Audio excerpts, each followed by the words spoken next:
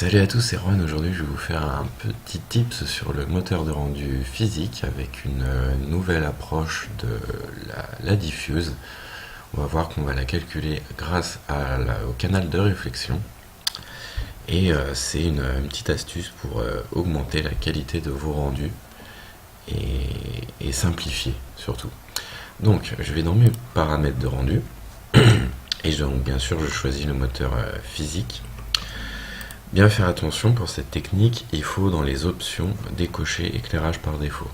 Donc, comme on va avoir aucune lumière dans notre scène ni aucune illumination globale, l'éclairage par défaut va être pris en compte dans notre calcul d'image. Donc si on n'en a pas envie, il faut l'enlever manuellement.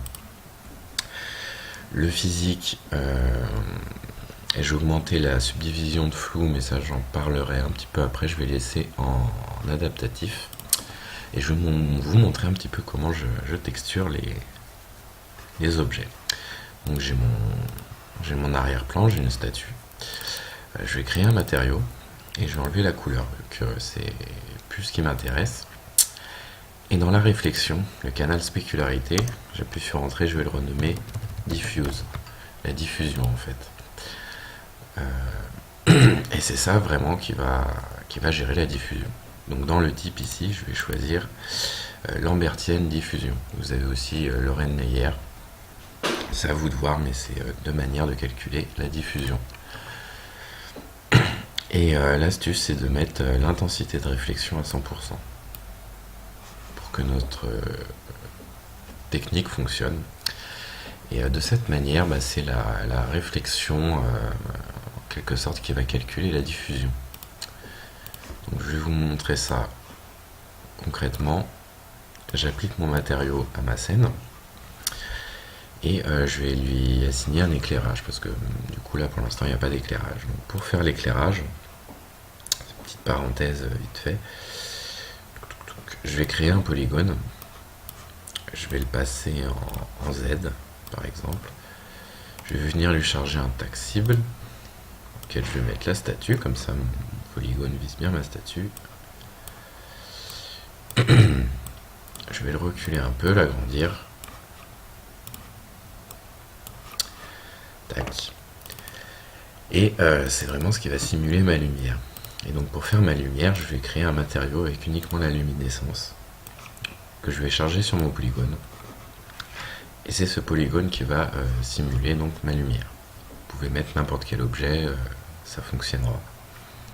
Il suffit de mettre un tag de luminescence. Et vous avez bien vu que dans mon moteur de rendu, je n'ai pas activé l'illumination globale. Donc la luminescence n'est pas censée fonctionner. Mais avec cette diffusion, on va faire un rendu. Vous voyez que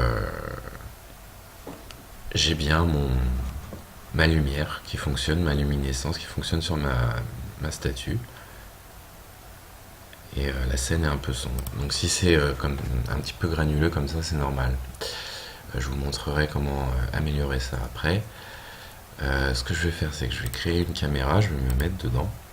Et du coup, on a accès au rendu physique de la caméra. Donc je vais activer l'exposition.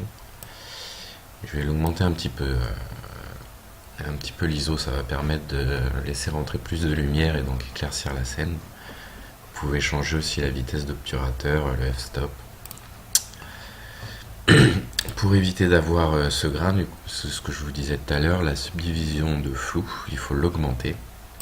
Ou alors il faut mettre en rendu progressif. Et du coup, vous laissez tourner votre rendu progressif jusqu'à temps que le grain disparaisse. C'est une technique qui prend un peu plus de temps du coup de calcul.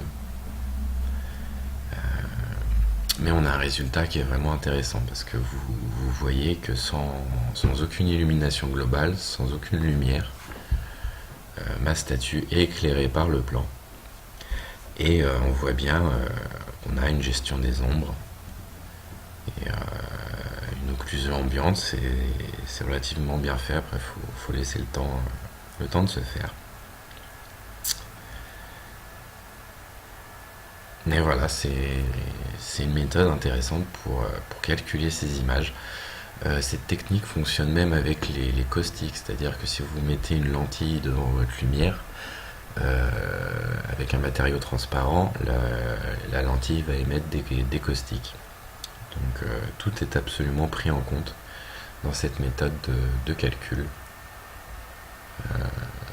Voilà, même la subdivision sous surfacique, vous pouvez tout calculer comme ça. Par contre, ça prend beaucoup plus de temps.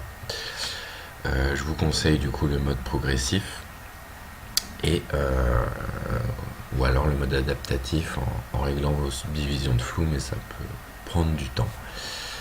Vraiment, du coup, ça prend beaucoup d'énergie. C'est à peu près tout ce que je voulais vous montrer. Vous pouvez, en petite astuce, améliorer la subdivision d'occlusion ambiante en augmentant ce chiffre autour de 5, c'est bien. Ça permet de flouter l'occlusion ambiante et lui donner un aspect un peu moins granuleux. Et ça ralentit pas vraiment le temps de rendu. Puis voilà, après, pour travailler avec cette texture, vous changez dans le calque de couleur ici vos couleurs de texture.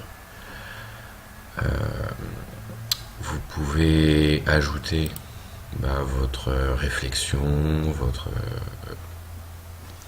votre spécularité, de l'anisotropie, vous ajoutez en layer par-dessus votre diffuse.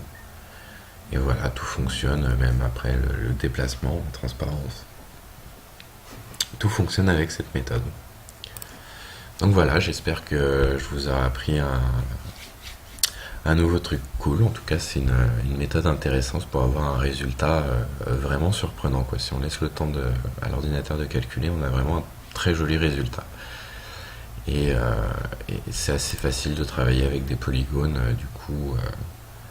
On perd par contre tout ce qui est lumière volumétrique. Mais si on n'en a pas besoin, vous pouvez utiliser même des textures d'images pour simuler vos lumières. Ça fait des résultats vraiment super sympas. Donc voilà, je vous dis à jeudi prochain pour un autre tuto. Ciao!